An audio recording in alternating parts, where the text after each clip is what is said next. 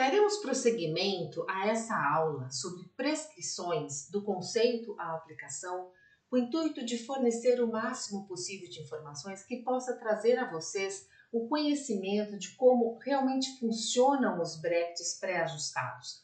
Na parte 1, nós falamos sobre os trabalhos desenvolvidos por Andrews e as principais características analisadas por ele que foram incluídas nos bractes ortodônticos para que nós passássemos da técnica Edgewise para a técnica Straightwise.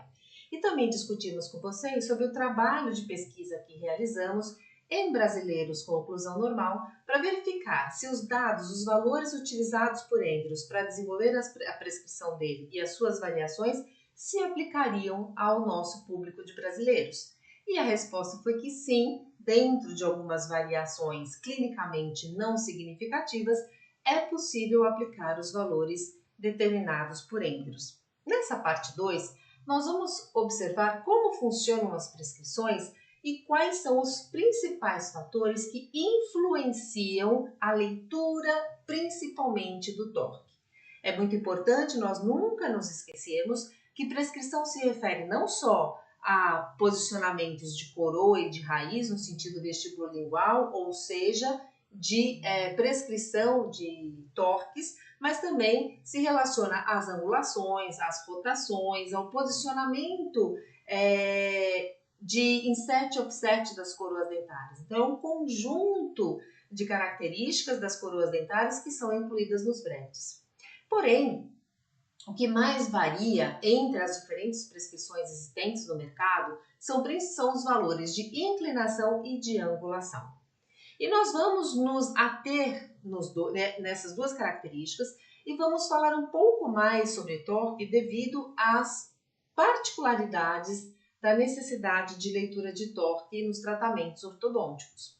Dando sequência aos estudos que nós fizemos com a oclusão normal, nós partimos agora a pesquisar desde 2003 a 2009, nós orientamos 3 dissertações de mestrado tentando entender como funcionavam as prescrições. Então, nós já sabíamos que os valores poderiam ser transportados para brasileiros, poderiam ser utilizados de forma universal.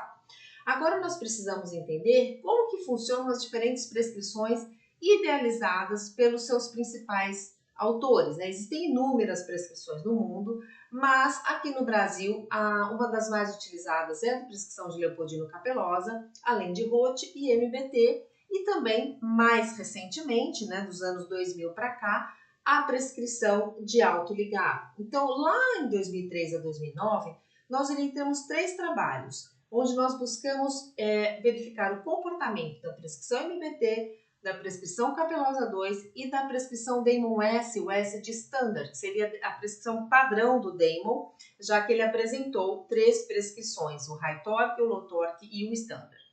Então, cada uma dessas prescrições representou um estudo de pacientes tratados durante todo o seu alinhamento e nivelamento, utilizando como último fio de alinhamento e nivelamento o 19 por 25 de aço, deixado por pelo menos 45 dias, para verificar o que realmente os dentes implementariam ou incorporariam daquela prescrição embutida nos bractes, certo? E os bractes, todos eles tinham uma canaleta 0,22 polegadas, ok? Então, o que um fio 19 por 25 de aço, numa canaleta 22, com essas 3 prescrições, teriam de efetividade, de transmitir os seus valores para os bractes, para os dentes? E o que nós encontramos como resultado é que, em relação ao torque, não em relação à angulação, mas em relação ao torque, esses bractes pré-ajustados, MBT, Capelosa 2 e Damon S, eles não eram muito bem lidos. Os valores embutidos dentro dos bractes, eles não eram eficientemente transmitidos às coroas dentárias, quando a gente usava um fio retangular de aço 9,25 num bracket de canaleta 22. Então, a leitura da prescrição em relação ao torque, ela era aquém menos do que o valor que estava lá no bracket. Então, isso se deve porque Quando você tem a canaleta do Brecht com uma determinada inclinação, um torque mais positivo ou mais negativo, e você insere o fio, este fio ele entra de uma certa forma torcido na canaleta.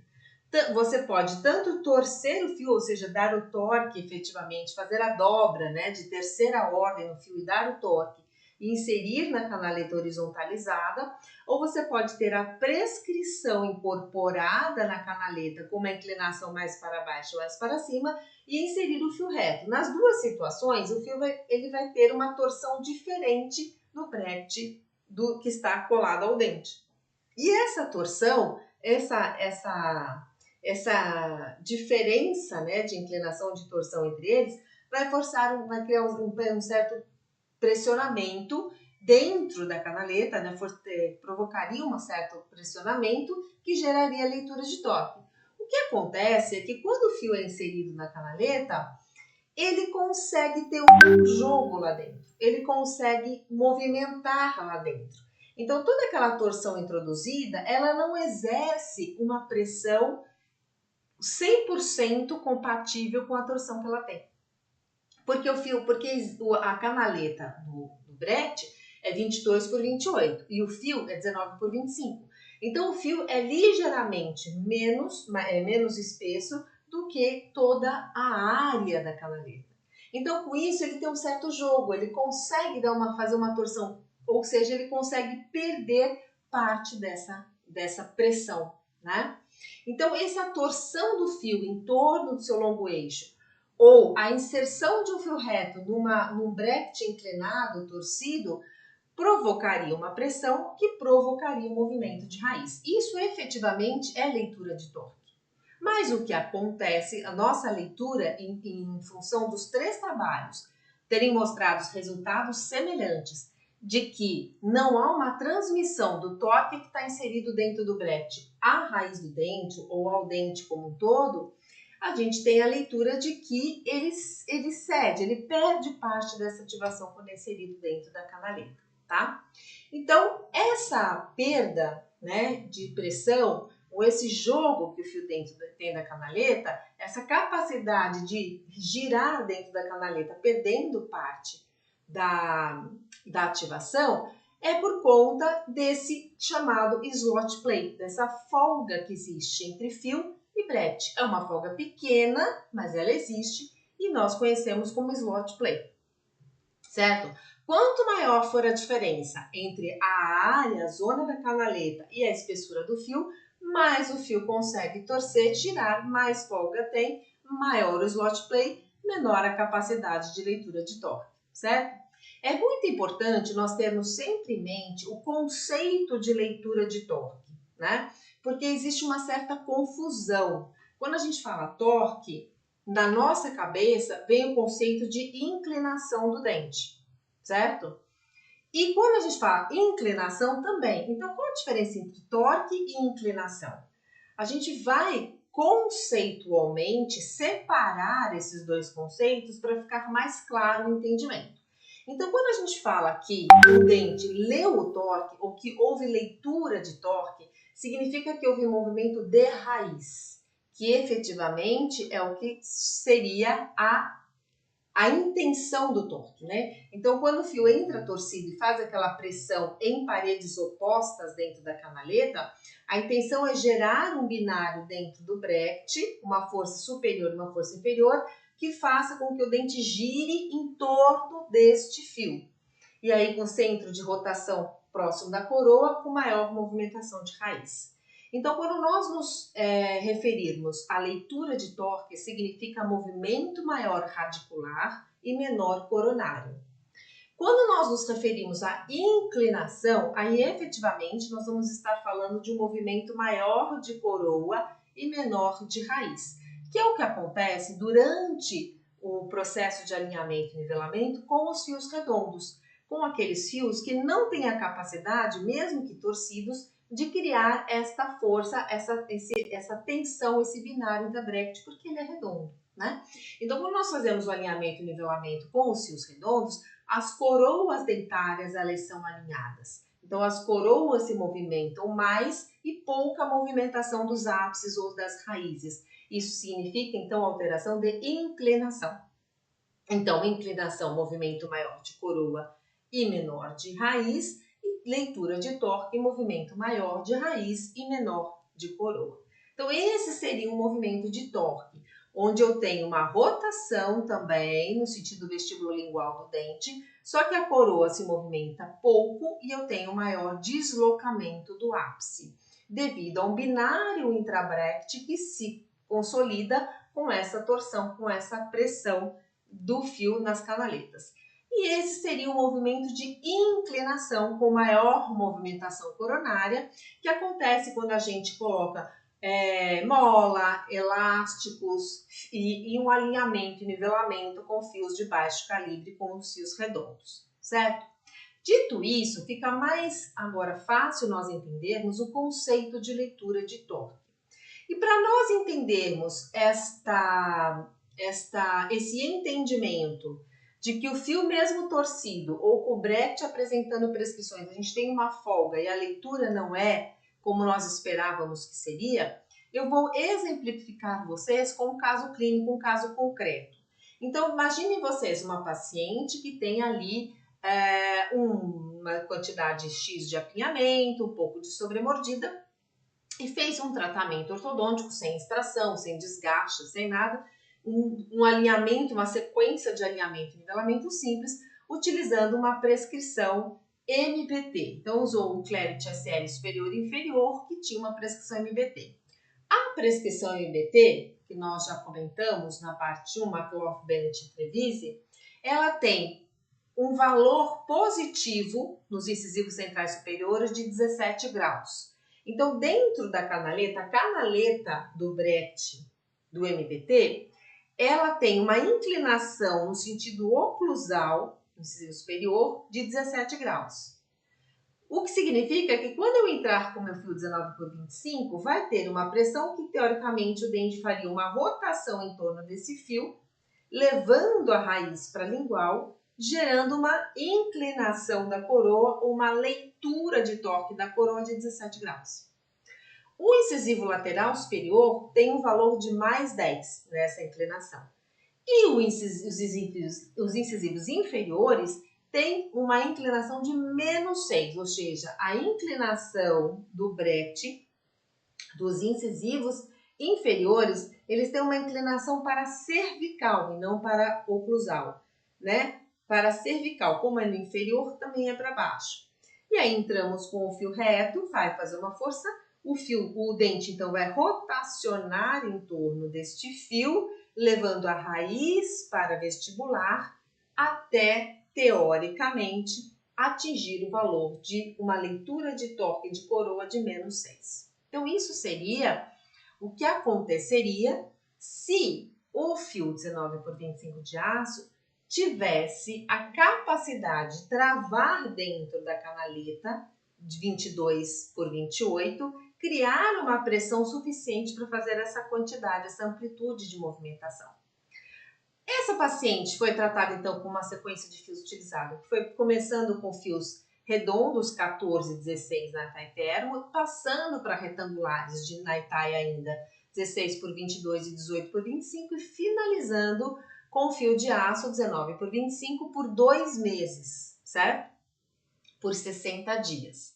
E ao final foram feitas então uma avaliação dessa leitura de inclinação coronária, né? Como que foi a leitura? Nós fizemos radiografias, telerradiografias iniciais e finais e fizemos uma sobreposição para entender qual foi o movimento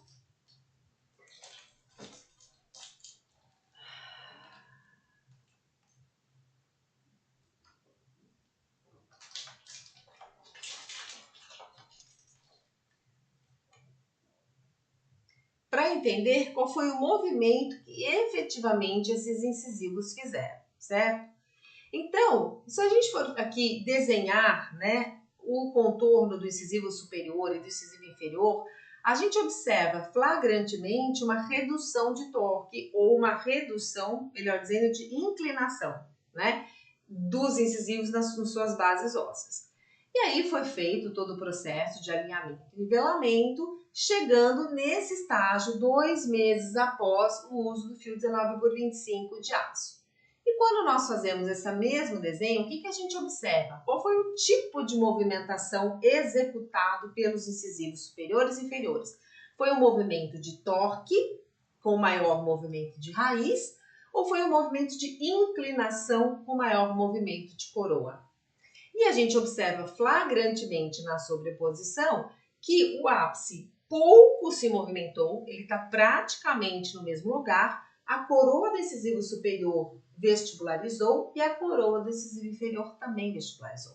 Então, houve um movimento de inclinação dentária durante o processo de alinhamento e nivelamento com nenhuma movimentação radicular. O que isso nos mostra? O que nós encontramos na nossa pesquisa, que aquele valor incluído dentro da canaleta do Brecht não foi lido. Ah, mas o incisivo superior passou para um valor mais positivo. Sim, mas não às custas de uma movimentação da raiz paralingual, e sim às custas de uma inclinação, de um movimento vestibular da coroa. E o incisivo inferior, pior ainda, não só não teve o movimento da raiz para vestibular, fazendo uma leitura negativa de torque, como a coroa foi para vestibular. Ou seja, os movimentos gerados pelo processo de alinhamento e nivelamento e correção do apinhamento não provocou a leitura, jogou as coroas para vestibular e não teve correção desse posicionamento radicular quando se inseriu o fio de aço retangular, tá? Então, isso mostra a incapacidade do fio 19x25 numa canaleta 22x28 de leitura, né? Então, a gente percebe aí um valor positivo de torque nos incisivos centrais superiores que nem chegou a mais 17. Ele tem um valor aí aproximado de mais 6 graus, ou seja, a coroa superior é que inclinou para vestibular, a raiz não foi para a palatina e não chegou em valores próximos de 17 graus, ficou lá em torno de 6 graus, né? E o inferior, ele ficou com valor positivo aproximadamente de mais 1 grau, ou seja, não teve nenhum movimento da raiz para vestibular. E o valor que inicialmente era negativo, porque nós tínhamos um incisivo verticalizado na sua base óssea, também foi aumentado, passou a ter um valor positivo. E diante das pesquisas que nós temos, tanto na literatura quanto decorrente da nossa pesquisa, a gente entende que existe essa folga. E essa folga entre slot e fio, ela também varia um pouco de marca para marca de Brecht. Utilizando algumas referências da literatura, a gente encontra que esta folga, esse slot play, ele tem mais ou menos, em média, né, porque tem uns que são mais, outros que são menos, ele tem em média ali de 11 a 14 graus de folga. Então, quando nós inserimos o fio 19x25 dentro da canaleta do Brecht, ele consegue fazer um giro lá dentro, numa folga, entre 11 e 14 graus. E isso faz com que ele não consiga efetivamente ler a prescrição como ela se encontra ali no Brecht, tá? Então, se eu tiver, quando for desejável, ler o torque e mudar efetivamente o posicionamento da raiz, a inclinação do Brecht, ou seja, aquela inclinação que eu disse para cervical ou para oclusal, ela tem que ter uma divergência do fio que vai ser inserido de no mínimo 11 graus, ali, usando o valor mínimo, né? Entre 11 e 14 graus em relação à inclinação da coroa dentária. Então, eu tenho que ter uma inclinação de mais do que 11, 14 graus para que o fio entre com um pressionamento que gere uma força, que gere efetivamente o binário, que gere um pressionamento capaz de movimentar a raiz. Porque se a diferença entre a inclinação do Brecht e o fio for menor do que 14 ou 11 graus, o fio vai ficar torcido, ele vai ter essa folga lá dentro e não vai conseguir fazer a leitura desse torque, certo? Então, a leitura de torque, para que ela ocorra, ele depende muito da incapacidade do fio de girar dentro do Brecht. Então, para eu criar o binário suficiente para gerar uma força que promova essa rotação do dente ou da coroa dentária em torno deste fio, eu preciso que o fio fique incapaz de girar dentro do bracket, ou que ele gire e mesmo girando ele mantenha uma força desse binário.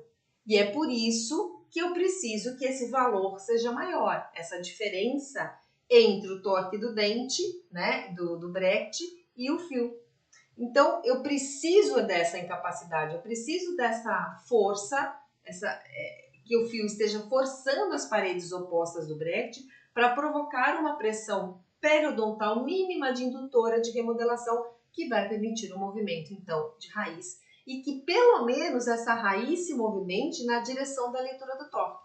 Se não fizer esse movimento 100%, mas que pelo menos tenha um movimento na direção desse torque. Porque geralmente quando a gente escolhe uma prescrição para ser utilizada aos nossos pacientes, dependendo da maloclusão, a gente tem esse objetivo, né? Dessa leitura de torque. E é muito importante que a gente entenda também que além do slot play, além dessa folga, existem alguns fatores clínicos que influenciam a leitura de torque e, portanto, vão favorecer você ter mais assertividade na leitura de torque ou menos, né? Quais são esses fatores? O primeiro deles é a liga do fio, tá? Então, eu vejo, por exemplo, muitos ortodontistas que trabalham com brackets convencionais que finalizam grande parte dos seus casos em fios 18, 20 aço, são fios redondos. Ou que finalizam num fio de aço, mas com calibre menor, tipo 17 por 25 de aço, né? Então, a liga do fio, assim como a sua espessura, influenciam diretamente na leitura de torque. Porque quanto menor o calibre, como eu já disse, maior a folga entre fio e canaleta, menor a capacidade dele travar, induzir pressão e provocar movimentação dentária. E a liga também é extremamente importante, porque se eu tiver um fio flexível ou um fio rígido, também influencia. Se eu tiver um fio que ele não é tão rígido, que ele é mais flexível, ele não só consegue fazer o giro e ter a folga ali na canaleta, como ele consegue também deformar. Então ele se deforma, ele se contorce, ele aceita aquela diferença de torção e ele não consegue imprimir uma tensão, uma força de binário necessária para induzir a rotação dentária. Então, esse gráfico é tirado de um artigo onde ele mostra que a folga de um fio de aço 19 por 25 é de 14 graus, né? É uma das referências que nós utilizamos para colocar para vocês. Um fio de TMA, que tem em torno de 30%, né, em torno de 70% da rigidez do fio, né, reduz em 30%, ele tem uma folga de 20 graus. Ou seja, a diferença entre a torção do bracket e o fio teria que ser maior do que 20 graus. E se é um fio de night time, então é de 23 graus. Então, claro que quanto mais rígido e mais calibroso o fio, melhor a minha capacidade de leitura de torque. O segundo fator que influencia sobremaneira a leitura de torque é o posicionamento do bracket, é o X do bracket. Então, a gente vê, por exemplo, variações de posicionamento, de altura de brackets, muitas vezes estrategicamente pensadas para aumentar uma intrusão dentária, ou então com um conceito de melhora da curva do sorriso. Mas é muito importante a gente lembrar que todos os trabalhos do Andrews foram realizados no centro da coroa clínica. A referência para ele da leitura daqueles valores numéricos que ele encontrou para colocar, embutir nos brackets, foi no centro da coroa. Se eu vou mais para a cervical ou mais para a incisal, esses valores mudam, certo? Então, são valores que foram encontrados idealizados para brackets posicionados no centro da coroa clínica. E aqui é um estudo também, é uma tabela de um estudo, se não me engano, do Dr. Ricardo Moresca com o professor Júlio Wilson Rigorito, onde ele mostra que cada milímetro que você desloca um bracket no sentido cervical, ou cada milímetro que você desloca um bracket no sentido oclusal, você tem variações da inclinação do slot que aumentam ou diminuem o torque. Então, por exemplo, um torque 0, você aumenta 1 milímetro, ele aumenta 3 graus, 2 milímetros quase 9 graus, 3 milímetros quase 16 graus de inclinação. Então, você muda, né, um bracket que teoricamente tem 17 graus inserido, como é o caso que a gente citou aqui de um incisivo central superior na prescrição MPT, se eu coloco o bracket mais para cima, esse valor é acrescido, né, em termos de graus. Então isso tem que pensar, porque esse posicionamento também influencia. O outro item que nós conversamos até agora é o slot play, que é exatamente essa relação entre o calibre do fio, a espessura do fio e o tamanho da canaleta, a área da canaleta. Quanto maior for essa área, maior a folga, maior o grau de rotação que esse fio consegue ter e, consequentemente, influenciar a leitura de torque, certo? Então, é muito importante que a gente utilize fios e brackets confiáveis. Porque muitas vezes a gente sabe, a literatura já mostra isso pra gente também, que existe uma variação. Por mais que a gente fale, o fio é 19 por 25 de aço, o calibre dele, existe uma pequena variação. Às vezes é um 19 por 24,8, às vezes é um 18,9 por 25, né? Então, pequenas variações de fabricação existem.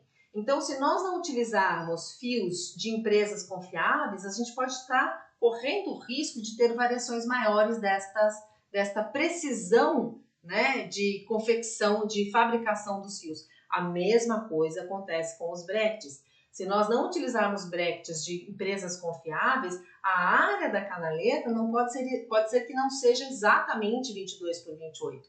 Pode ser 22,3 por 28,5, por exemplo. E passa no controle de qualidade deles. Então, é muito importante que a gente utilize sempre empresas que são muito consolidadas no mercado para que a gente corra menos risco dessas variações de fabricação dos elementos que nós utilizamos, né? Existe um trabalho da Dental Press de 2015, orientado pela professora Karina Freitas, que fez uma avaliação dessa expressão do torque entre os brackets autoligados, ativos, passivos e convencionais. Isso porque por muito tempo se desconfiou de que brackets autoligados teriam menos capacidade de leitura de torque do que os brackets convencionais. Isso foi publicado na literatura no início dos anos 2000. Por quê? Porque ainda os brackets autoligados estavam com um processo muito forte de aperfeiçoamento das suas características.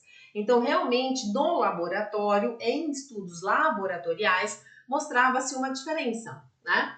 E aí, convencionou-se por estudos prévios dizer que brackets autoligados liam menos torque que os convencionais e que os brackets passivos tinham ainda menor capacidade de leitura. E aí eles comprovaram nesse estudo deles, utilizando várias marcas de brackets, né, que esta folga entre fio e slot, a dimensão de slot, o modo de ligação, a deformação, isso tudo poderia influenciar na leitura do torque. E aí eles estudaram, então, diferentes marcas. E eles observaram que, na verdade, a assertividade de leitura de torque, a capacidade de leitura de torque, não esteve relacionada se o bracket era passivo, se o bracket era ativo, se era um bracket autoligado ou um bracket convencional. Não, estava mais relacionado às diferentes marcas entre si mesmo. Então, em algumas situações, o bracket passivo, ele teve autoligado passivo, ele teve uma melhor capacidade de leitura de torque do que um bracket convencional, por exemplo. Então, é aí que eu falo da importância da marca do bracket também. Está muito mais relacionado ao bracket em si, a marca, do que se ele é convencional, se ele é um autoligado ativo, se é um autoligado passivo, tá certo? Muito bem. E um quarto item que influencia a leitura de torque é a inclinação do dente inicial, a inclinação que ela apresenta quando a gente insere o último fio de nivelamento, que é decorrente do efeito da mecânica, porque quando a gente vai inserir um fio 19 por 25 de aço, em tese, nós já temos as coroas alinhadas, não é verdade? Então, a gente já passou os fios redondos, a gente já tirou as diferenças grandes verticais, anteroposteriores e de rotação entre os dentes. Então, os dentes já têm as coroas relativamente alinhadas.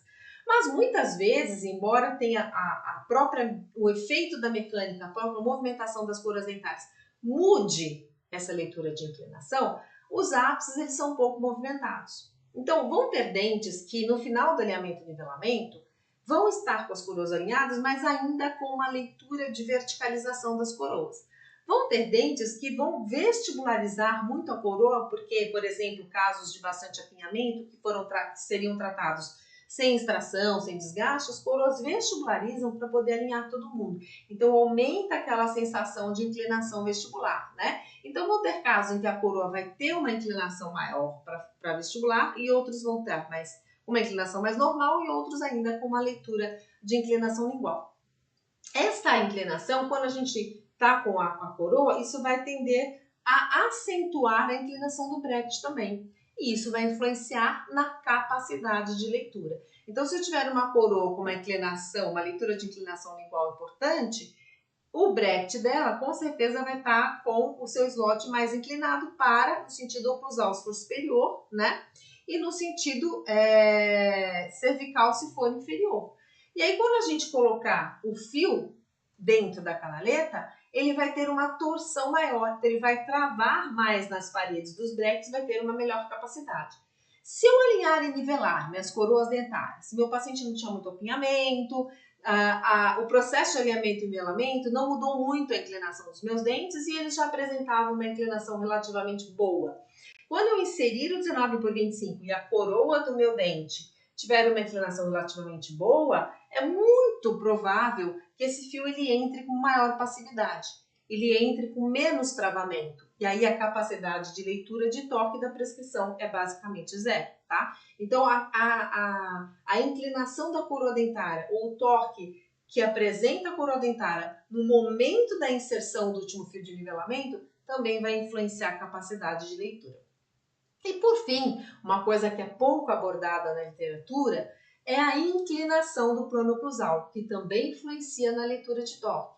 Pacientes que têm o plano oclusal mais horizontalizado, que não tem curva de espia acentuada, eles têm uma tendência de leitura de torque diferente de pacientes que chegam nessa fase de inserção do último fio com uma diferença de altura. Então, por exemplo, às vezes o paciente tem uma sobremordida profunda com uma curva de espia acentuada, né? E devido a uma incapacidade do ortodontista, ou porque não levantou a mordida, ou por outros motivos, que vai colar o arco inferior e acaba colando os brackets anteriores mais para a cervical, para poder passar o fio e não ter que interferência oclusal, ou seja, não teve uma correção efetiva da sobremordida antes de chegar no último fio de nivelamento, vai alterar a capacidade de leitura de torque e a leitura de torque dos dentes inferiores, no caso, porque eles foram colados muito para a cervical. Entra naquele item da posição vertical da colagem dos brackets nos pacientes com curva de espia acentuada, tá certo? Então, é muito importante avaliar isso e corrigir bem a curva de espia dos pacientes quando vai inserir o fio e fazer essa avaliação. E também realizar sempre a capacidade de leitura de torque na boca. Porque às vezes a gente coloca o fio no alicate, faz a torção do próprio fio para complementar eventualmente uma prescrição do bracket, e lá no alicate tem uma boa leitura de torque. Mas quando a gente põe na boca, quando a gente avalia o torque clínico efetivamente, inserindo na canaleta para ver qual vai ser a leitura, a gente tem uma capacidade de avaliar a intensidade desse torque, ou seja, o quanto que esse torque, que este fio efetivamente vai conseguir travar, vai conseguir inserir essa pressão. Vamos ver com essa animação para deixar mais claro. Então, imaginemos que a gente tem um paciente com uma curva de espia acentuada. E falando dessa forma, ou que os incisivos inferiores estão instruídos. Então, dizendo dessa forma, o bracket dos incisivos inferiores, eles vão estar mais altos do que dos molares, né? Que é diferente daquele caso que eu acabei de exemplificar, que o ortodontista acaba colando mais para a cervical para poder ficar no mesmo nível de passar o fio sem precisar abrir a mordida do paciente, e acaba impedindo a leitura de torque. Vamos supor que eu abri a mordida do meu paciente, eu não tenho mais problema vertical e os meus incisivos estão mais instruídos do que os molares, eu passei uma sequência de fios, mas ele ainda está instruído e eu vou inserir o meu fio retangular, tá? O que vai acontecer é que a coroa do meu incisivo, ele tem lá uma certa intensidade de torque, de leitura de torque, né? Quando eu inserir o fio retangular de aço na canaleta do slot do meu bracket, do incisivo que tem uma certa inclinação, ele vai passar a uma determinada altura do tubo do molar.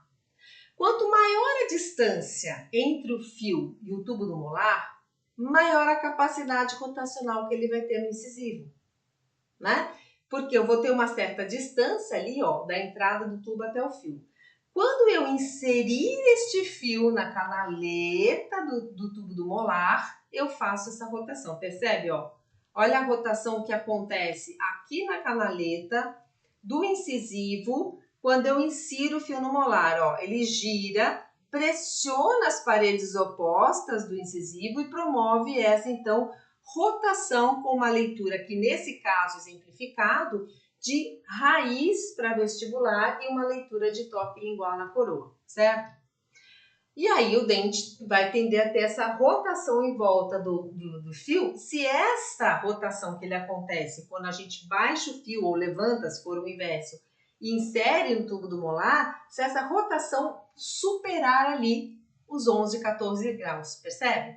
Então, se essa rotação, se para baixar o fio e inserir no tubo do molar, ou levantar o fio e inserir no tubo do molar, lá na frente, no bracket do incisivo, essa torção for maior do que 11, 14 graus, eu gero uma tensão rotacional nesse incisivo e vou fazer uma leitura de torque. Então, isso é uma avaliação da capacidade de leitura de torque na boca, que vai depender do plano oclusal, né? Da retificação do plano oclusal. Agora, vamos supor que durante meu alinhamento e nivelamento, eu fiz um levantamento anterior de mordida, os meus molares destruíram e o meu plano oclusal está retificado. A minha curva de SP, por exemplo, ela está corrigida. Então, eu tenho basicamente os brackets na mesma altura. Quando, mesmo eu tendo o mesmo torque dos incisivos que eu tinha na situação anterior, quando eu insiro esse mesmo fio 19 por 25 na canaleta do incisivo, a minha distância entre a entrada do tubo do molar e do fio é menor. O fio vai estar mais próximo do tubo do molar. E aí, quando eu abaixar o fio para inserir no tubo ou levantar para inserir no tubo, a quantidade de torção que vai ser realizada aqui no bracket é muito pequenininha. E aí ela não atinge, ela não ultrapassa os 11, 14 graus. E aí eu vou ter menor capacidade de leitura de torque. É por isso que numa situação de plano oclusal reto, se eu quiser efetivamente que haja uma leitura de torque aqui nos incisivos, a canaleta do bracket tem que estar muito inclinada para baixo ou muito inclinada para cima, para que mesmo estando com o fio lá próximo do molar, tenha uma torção intrabracket que provoque essa pressão. E é por isso que esta torção tem que ser mais do que 11, 14 graus para gerar essa leitura de torque, tá certo? Então, nós temos 5 fatores clínicos que influenciam a capacidade de leitura de torque. E isso é muito importante a gente saber e também saber os resultados dessa pesquisa e esse slot play de 11 a 14 graus para que a gente não tenha tanto medo das prescrições, sabendo que elas, em relação a torque, elas são muito menos capazes de embutir o torque que está no bracket do que nós pensávamos. E faz com que a gente mude um pouco o nosso conceito de utilização das prescrições. Então, o que é importante de ficar de mensagem nessa parte 2 dessa aula? Que a utilização de brackets com prescrições padrão não implica em finalizar dentes com inclinação normal, ou seja, aquela prescrição padrão, aqueles valores que estão embutidos dentro do bracket, não vão ser transmitidos 100% para os dentes. Eles não vão finalizar com aquela inclinação, com aquele torque que está embutido no bracket, tá? Simplesmente porque o fio 19 por 25 de aço não consegue alterar significativamente a inclinação inicial ou aquelas inclinações geradas pela mecânica de alinhamento e nivelamento. Então, o 19 por 25 de aço na canaleta 22 por 28, ele tem muito menos capacidade de leitura de torque do que nós imaginamos. E isso, então, tem que mudar o nosso mindset, o nosso pensamento em relação ao uso das prescrições, tá certo? Então, esse era o assunto dessa parte 2 da nossa aula Prescrição Monte do conceito à aplicação.